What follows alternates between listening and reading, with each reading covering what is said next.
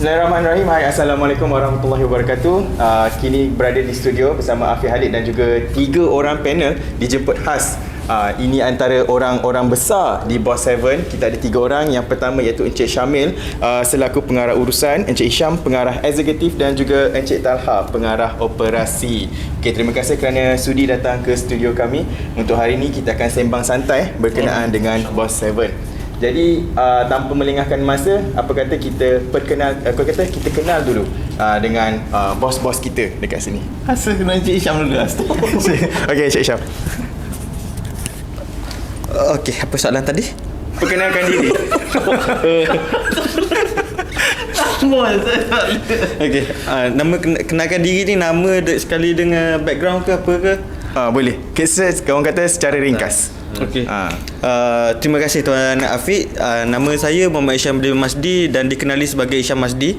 Itu sebagai saya punya brand name saya lah dekat Boss 7 ni.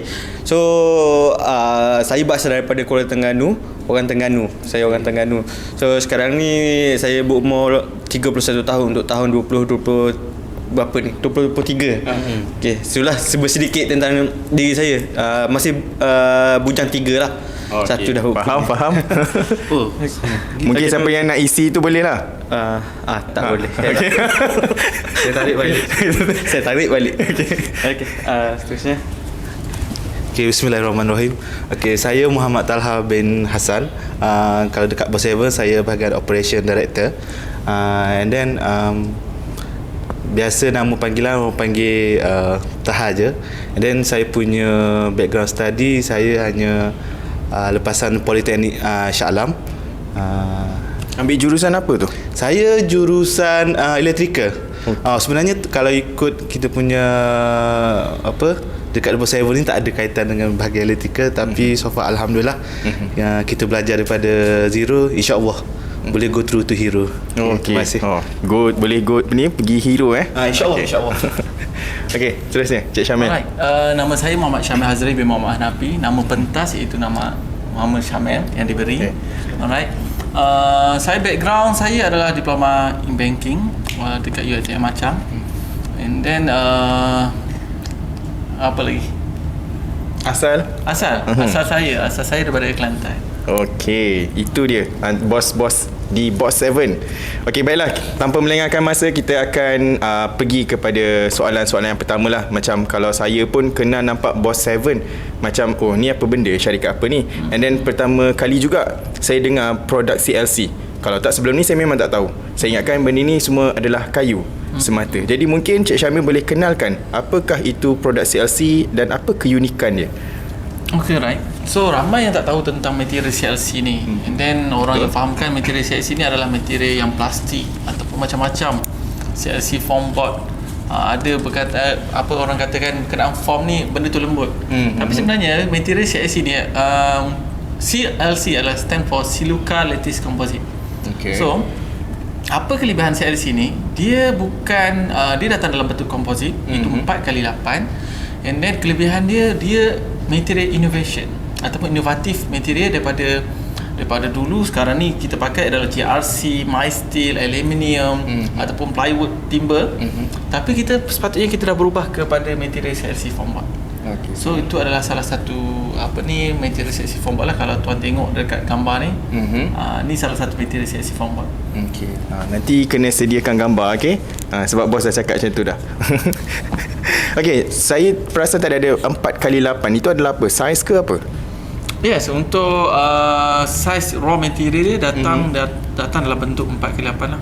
Okey. Dan kalau untuk dari segi construction, untuk dari segi logistik, mostly machinery ke, size yang 4x8 adalah size yang maksimum lah. Okey, faham.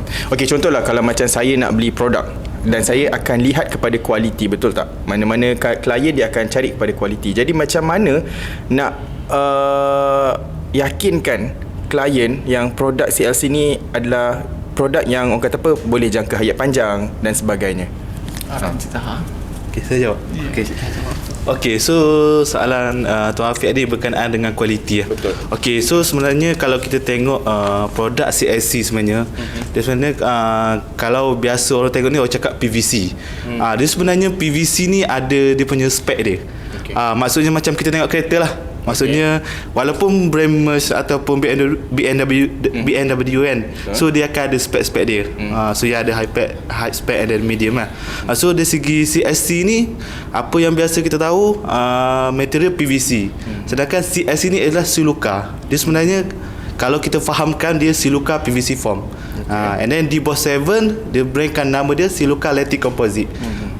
So sekarang ni kalau nak cakap pasal kualiti, sebab kita dah ada standardized character, standardized maksudnya kita ada test report, maksudnya dari segi strength dia, maksudnya untuk long term punya material kita pun ada existing project. Maksudnya kalau contoh as a client nak tengok, nak refer preview project yang 7 ke 8 tahun lepas, so kita boleh tunjuk yang result kita punya material lah. So apa yang saya boleh yakinkan kepada klien, this is material, sebenarnya material siluka ni dah 25 tahun dah dalam industri, maksudnya dalam Malaysia.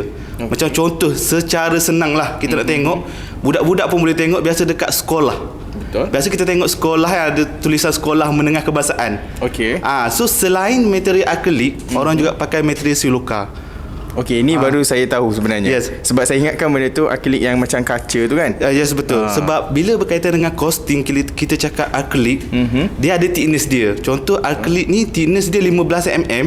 Kalau untuk raw material dia agak tinggi harga dia. Tapi kita tukar kepada spek siluka latex composite.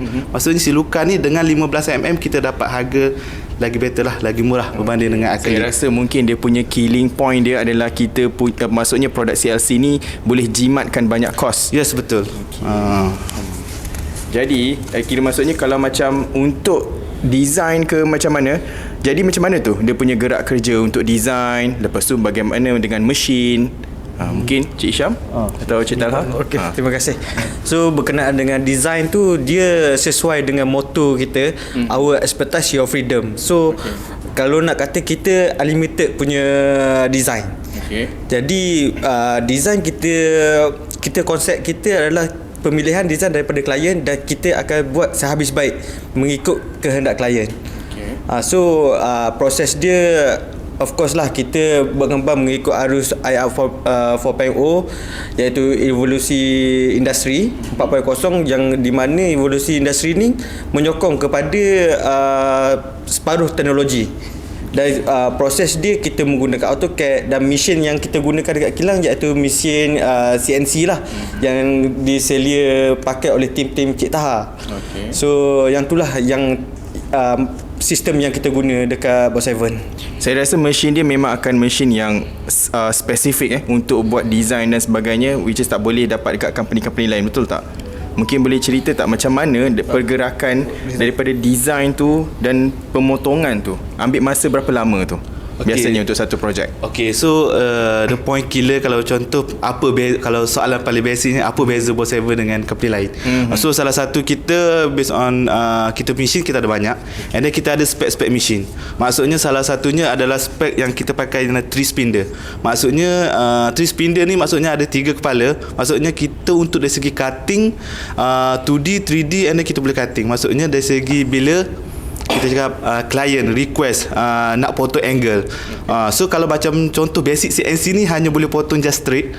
So kalau macam contoh di Boss 7 ni, kalau contoh client nak request untuk potong angle, maksudnya 45 darjah, yang tu no issue. And then contoh lagi satu bila berkaitan dengan cepat tadi, maksudnya speed dari segi design. Maksudnya di tim Boss 7 ni, di bahagian production kita ada 3 ke 4 orang untuk bahagian design produk sahaja. So contoh dari segi request based on client, kalau contohlah nak urgent, nak cepat, so kita boleh ambil walaupun benda tu order hanya sedikit. Okey, faham. Saya rasa macam benda ni boleh menang hati pelanggan bila banyak benda yang diorang request mungkin tak ada masalah untuk Boss 7. Lepas tu dari segi masa boleh orang kata apa, banyak jimat kan. Jadi macam sebab kita dah tanya soalan-soalan yang orang kata apa agak berat, so mungkin kali ni sebab kita orang kata apa macam saya just nak ringankan sikit dia punya perbincangan ni. Ini soalan yang just basic saya ni antara sebab korang ni maksudnya macam Encik Syamil, Encik Taha dengan Encik Hisham memang dah kawan lama ke macam mana? Alright, kalau ikutkan memang kawan tu dah lama lah. Okay. Kalau macam Cik Syam saya kenal dekat UiTM lah. Okay. Dan Cik Taha kalau ikutkan kenal tu dari sekolah rendah. Okey, sekolah. itu lama tu. And then mak saya pun dengan mak dia pun hampir nak beranak tepi tu kan. Sekali lah time tu. Okey. Macam mana beranak tepi tu? Katil sebelah-sebelah ke? Katil sebelah-sebelah. Okey. Okay, right. Okay. So kalau ikutkan kami dah kenal lama lah. Okey. Daripada zaman belajar lagi sekolah. Okey. Okey, jadi maksudnya memang dah kenal lama daripada sekolah and then build company sama-sama macam tu. Ya, betul. Okey, saya nak tanya satu soalan lah. Dalam ramai-ramai antara tiga ni lah, siapa yang paling garang dan juga tegas?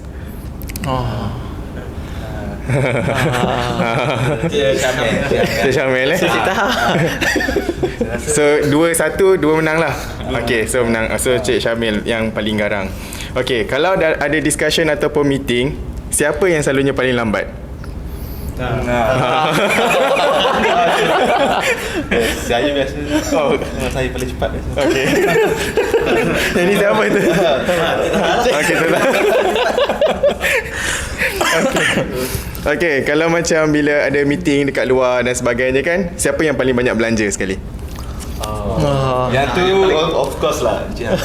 Okey, Cik Syamil Okey, soalan yang keempat, benda ni mungkin saya akan bagi masa lah Okey, contohlah carrot warna oren. Tapi kenapa orang panggil lobak merah? Carrot warna oren. Kenapa dipanggil lobak merah? Yes. Lobak. Boleh cuba? Dengan carrot sama Sama lah. Saya Sebelum biasa teka-teki dia pun bisa. Kenapa apa soalan? Repeat balik soalan tu. Bibit balik soalan. Okey, saya tanya lagi sekali Carrot warna oren, tapi kenapa orang panggil lobak merah? Dia warna oren, tapi kenapa kita panggil dia lobak merah?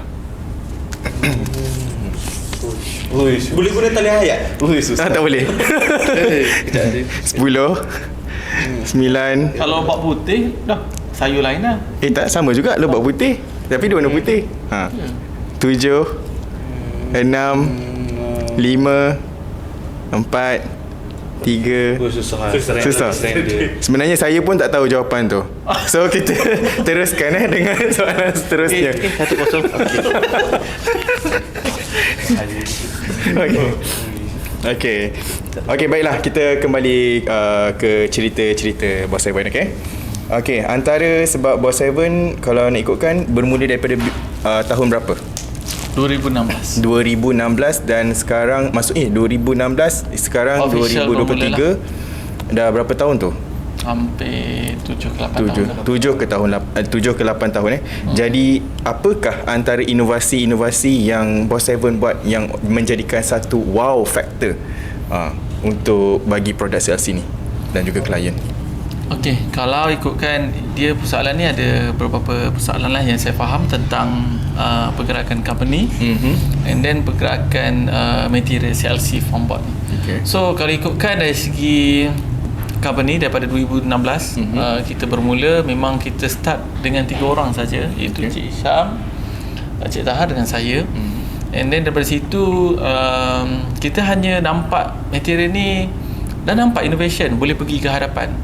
Tapi kita sebagai anak muda nak ke arah sana, nak pergi terus lompat untuk tukar material dekat Malaysia ni agak sukar. So apa yang kita buat, kita trust the process. Alright, apa yang first step kita buat, kita build up team. And then macam mana kita build up team daripada 3 orang staff sampai alhamdulillah kita sampai 60 ke 70 orang staff lah. Ramai tu. Yes. Dan setahu saya, maaf saya potong, dah ada beberapa cawangan lain juga kan? Ya, alhamdulillah kita dah ada yang first kita dah ada dekat Meru and then dekat Kelantan, Pangkalan Cepa, and then coming soon dekat Sabah. Alright. So dari segi pergerakan ataupun wow factor yang Boss Seven lakukan dari segi bukan ramai anak muda berani masuk dalam government sector. Contohnya dari segi spec. Dari segi material ni macam mana kita nak masukkan spec dalam drawing, material CIC foam board dalam spec. Sebelum ni bila dalam spec tu, sebelum ni kita dah pakai material GRC, material timber, aluminium. So macam mana kita nak jadi salah satu kompetitor ke dalam tu. So alhamdulillah dalam dengan perjuangan yang kita buat, and then kita kenalkan dengan JKR, kita non-stop briefing dekat JKR, kita masuk taklimat produk. Alhamdulillah kita dah tercapai salah satu spec yang telah ditulis dalam spec dalam BQ, dalam drawing lah. So tu salah satu. And then kalau dari segi Boss 7, pergerakan Boss 7, kita bukan terhenti di sini saja. And then kita lahirkan lebih kurang 30 anak syarikat di bawah kita. Itu salah satu buah. Banyak tu. Banyak tu, maksudnya dia lebih kurang akan sama juga mengeluarkan orang kata apa, macam produk-produk CLC juga, ataupun macam mana tu? Alright. Untuk jawab soalan ni adalah kita saya bagi tahu dulu hala tuju Boss 7, kita hendak kepada pembekal utama material CLC bukan di Malaysia saja tapi malah ke global. So salah satu usaha untuk ke arah itu adalah kita melahirkan usahawan, itu dipanggil distributor. Daripada usahawan, bukan usahawan secara diri, kita melahirkan usahawan corporate. So dekat situ kita nak bukan sekadar kontraktor yang biasa-biasa, tapi kontraktor yang pandai manage company. Sebab company yang boleh bertahan lama adalah company yang hebat pengurusan dia. Faham? Okey, banyak tu.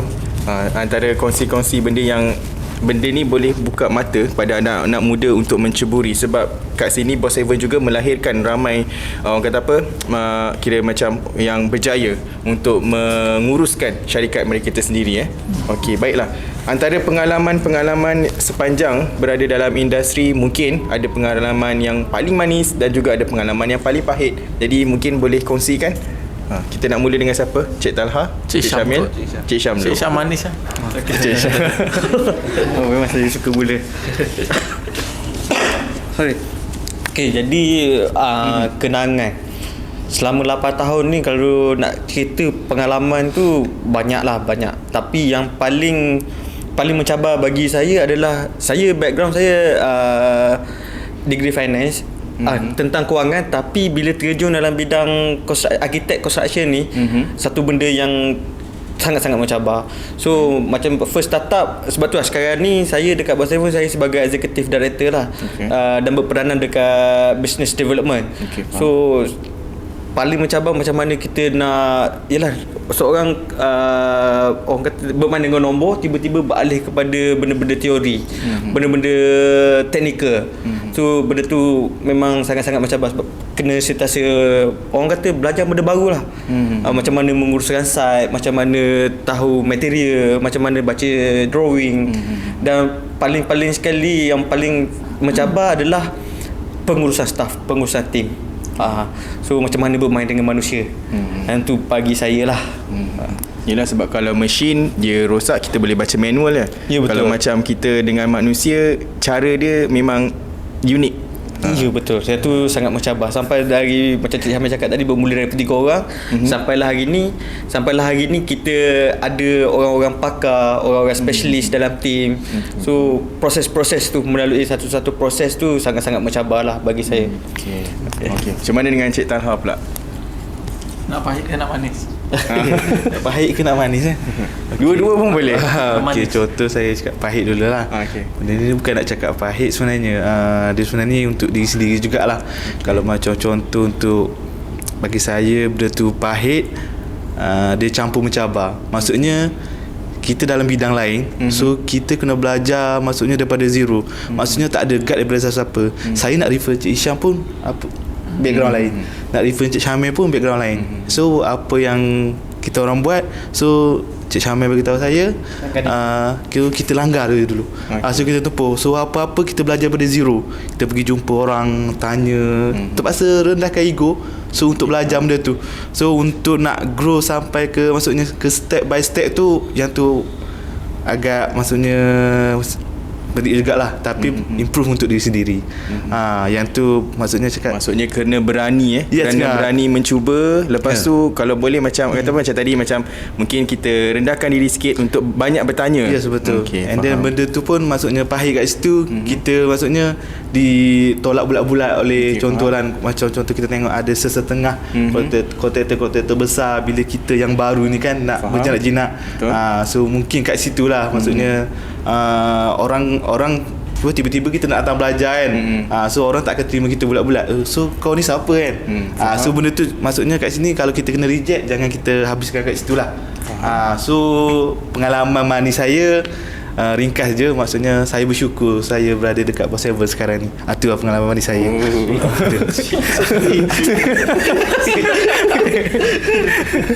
Okey, macam mana dengan Cik Syamil pula? Tak tahu pula Encik Tahan kan, dia muka garang tapi dalam hati ada taman. Okay, right. Pengalaman manis dan pahit saya berkenaan dengan journey lah, perjalanan untuk build up satu company ataupun build up as a team. Tu perjalanan yang agak pahit dan manis pun ada di situ. Alright, so bagi pahit saya hanya bercerita tentang proses juga. Berkenaan ramai bila kita ada dalam satu team, dalam satu as a group, ramai yang boleh mengeluarkan idea. Right, macam-macam idea, walaupun kalau kita keluarkan CLC apa yang boleh buat.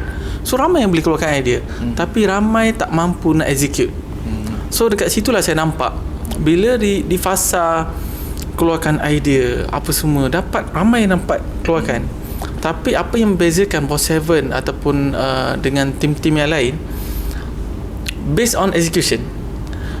Fasa pelaksanaan dengan fasa merancang, ramai yang fasa merancang lepas. Tapi bila tukar kepada fasa pelaksanaan, ramai tak mampu.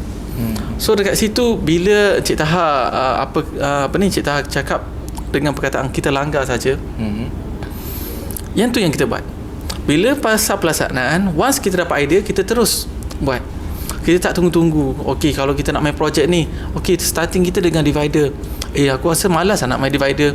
Alright, kita go kepada surau masjid. Okay, terus langgar walaupun tak kenal apa-apa. And then bila pada surau masjid, kita pergi pula pada projek. Cik Taha cakap, boleh ke tak ni? Boleh, kita langgar dulu. Nak jumpa dengan arkitek, engineer, macam mana keadaan? Alright, so okay, kita langgar. And then dalam meeting, saya pernah duduk seorang-seorang, nak dekat luar tu rasa nak terkencing, nak terberak, semua ada. Right, tapi mindset, kalau aku tak cuba, siapa lagi? Ini bila lagi aku nak dapatkan peluang ni? Tu salah satu berkenaan fasa yang kita kena faham. Ramai orang yang meninggal disebabkan terlalu lama merancang. Jadi bila meninggal itulah barulah orang lain yang ambil idea dia. Sedangkan jangan terlalu lama merancang, teruskan melaksanakan ataupun execute lah. So bagi saya yang pahitnya rejection dekat situ. And then yang manisnya adalah bila fasa pelaksanaan kita nampak progress. Alright, kita dah nampak stage by stage. Kadang-kadang orang nampak benda tu kita tak nampak pada kadang-kadang keuntungan. Tapi kita nampak pergerakan dengan grownya company. Macam mana company kita sustain. Saya tak nak company ni bukan sekadar profit saja, tapi macam mana dengan mindset, dengan my team punya knowledge. So saya nak benda tu selari. So benda tu bagi saya, duit boleh cari, tapi ilmu dan nak laksanakan tu memang susah. Itu saja. Manis saya dekat situlah. Yes, dekat situ. Tapi betul juga, bila kita tak cuba, kita takkan tahu result dia. Kalau kita tahu benda tu tak baik, mungkin kita boleh perbaiki. Kalau benda tu baik, so kita boleh go on dan buat penambahbaikan. Okey. Jadi itulah antara perkongsian daripada 3 orang, kira boleh kita cakap as a board director di Boss 7. Dan mungkin setiap orang ni dia punya filosofi yang untuk menaikkan semangat diorang. Jadi mungkin kita boleh tahu mesti akan ada tu. Okey, kita mula dengan Cik Taha. Boleh. Right. Okay, filosofi Alright, saya berpegang pada 2 benda, iaitu ilmu dan tindakan. Sebab bagi saya semua kita sama je. Kadang-kadang kita kekurangan ilmu. Satu lagi kita terlalu kurang berkenaan tindakan. Kadang-kadang kita dah dapat ilmu ni, kita rasa comfort. Dan kita simpan ilmu ni. Bila kita nak lakukan? So bagi saya berpegang pada ilmu, saya perlu mencari, and then tindakan. Benda tu amat penting bagi saya. So ilmu dan tindakan dalam diri, make sure masing-masing semua 2 ni kena lengkapkan. Itu bagi saya. Dia biar orang kata apa, seiring jalan. Seiring. Ya, betul. Orang Cik Taha pula. Saya pula.